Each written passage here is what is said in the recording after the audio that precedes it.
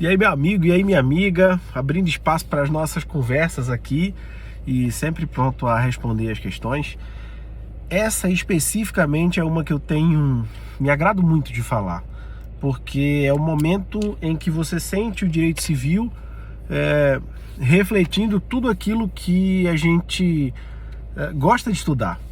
É a ideia da transformação do direito civil e da aplicação do direito civil, direito civil constitucionalizado. E aí aqui, óbvio que eu ia ter que estar falando de família. Quando a gente fala de família, e o tema hoje do nosso diálogo, do nosso vídeo, é o direito de família. Por quê? Especificamente para falar da família. A família que foi reconhecida durante muito tempo na nossa sociedade, e isso assim desde os primórdios da existência, a família era reconhecida na sociedade como o núcleo social principal, como o centro da sociedade. Isso vem desde o processo civilizatório de Roma. Então Roma tinha o pater família como centro das famílias, e a relação era muito mais patrimonial e divina.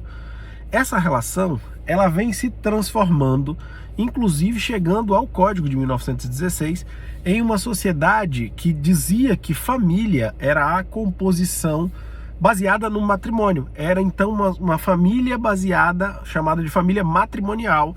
Era extremamente contratualista, extremamente matrimonialista, extremamente cerimonialista a família.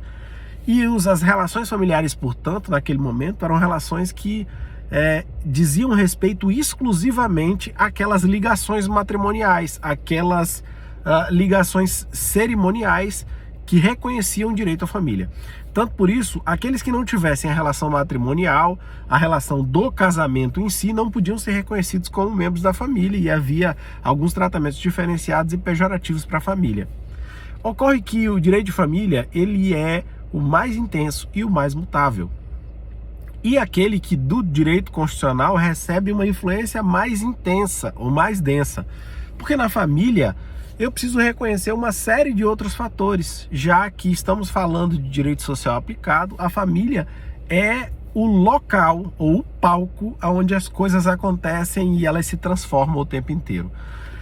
A necessidade disso é que, historicamente falando, começam a existir e começam a aparecer uma série de direitos que reconhecem a possibilidade do rompimento matrimonial, e a Lei 6515/77, que é a lei do divórcio, aparece em 1977 e quebra a ideia religiosa de que o matrimônio e o casamento eram para sempre, eram infinitos e não podiam ser dissociados. Junto a ela vem uma série de outras leis protetivas que começam a dar oportunidades para a quebra do pátrio poder, do poder do pater, e para a transformação do chamado poder familiar. Nessa ideia de transformação, nós começamos a construir a família da pós-modernidade. E essa família da pós-modernidade é a família que a dignidade é o primado, a dignidade da pessoa humana. E os elementos que são extraídos dessa nova família são elementos cuja dignidade se desdobra, ou seja, vem tudo da dignidade. Eu tenho 3 elementos, ou 3 princípios, ou 3 axiomas que são extremamente relevantes para a família da pós-modernidade. É a ideia do eudaimonismo, a ideia da anaparentalidade e da socioafetividade. Eudaimonismo, anaparentalidade e socioafetividade. E todos os 3 paradigmas, todos os 3 novos paradigmas, eles dizem respeito à dignidade da família se reconhecer enquanto núcleo familiar de pessoas que convivem no sentido de se auxiliar mutuamente, de serem responsáveis umas pelas outras e, portanto, de construírem, seja pelo aspecto da consanguinidade e, portanto, da eugenia, seja pelos demais aspectos, aquela sociedade de pessoas que vão postergar o seu nome, a sua herança, o seu valor, a importância daquela família na sociedade. Mas veja, essa transmigração e esse respeito constitucional faz com que primeiro, não haja mais distinção entre os filhos. Então aquilo que ocorria no Código 16 não ocorre mais aqui no Código de 2002, à luz do texto constitucional e com as coberturas constitucionais. É possível que as pessoas, não é autorizado que os filhos sejam tratados de forma diferente. Então filhos havidos no matrimônio ou fora do matrimônio são tratados de forma igual. O advento do reconhecimento das uniões estáveis com força de casamento é extremamente importante, porque a união estável é ato fato jurídico. e esse fato jurídico passa a se reverberar.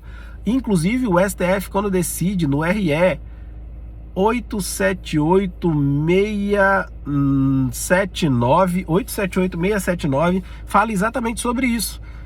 Sobre a possibilidade de que se reconheça e se aplique as normas de união estável as mesmas normas de casamento. Ou seja, reconhece a união estável como força de fato jurídico que também induz e gera família.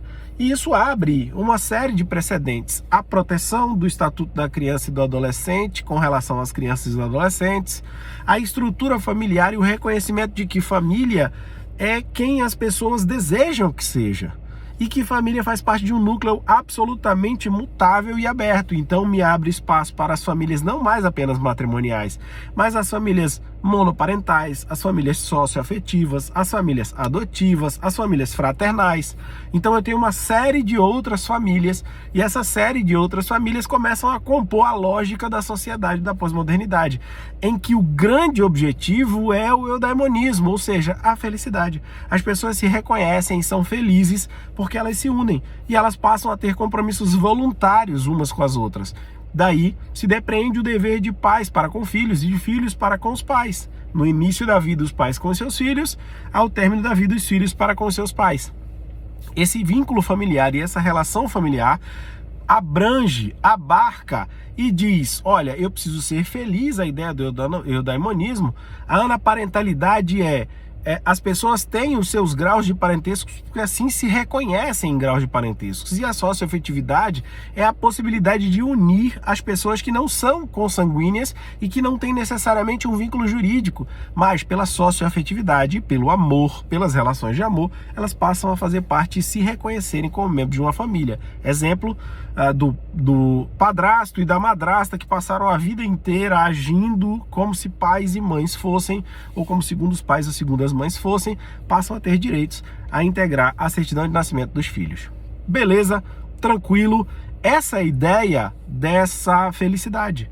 Essa é a ideia dessa nova sociedade em que aceita, inclusive, o amor fraternal, o amor anaparental, o amor socioafetivo e também o poliamor, ou a multiplicidade de amores em que as pessoas se reconhecem felizes. Lembrem-se, a família muda de acordo com a sociedade. E na sociedade da pós-modernidade, em que se brinda e se abraça a dignidade, as pessoas são felizes como elas julgam que é melhor para elas. E quem somos nós para reconhecer essa felicidade ou para afastá-la? Essa é a grande ideia, e por isso que é tão interessante o estudo do direito de família. O estudo do direito de família da pós-modernidade nos dá um salto, uma enorme oportunidade para que nós possamos quebrar os nossos preconceitos, os nossos paradigmas e observar, à luz da ciência, como muda a sociedade a partir do prisma do olhar familiar. Beleza? Beijo no coração, espero ter ajudado. Fiquem com Deus, contem comigo e mandem novas perguntas para a gente poder discutir um pouco mais. Fiquem com Deus, beijo no coração, até mais!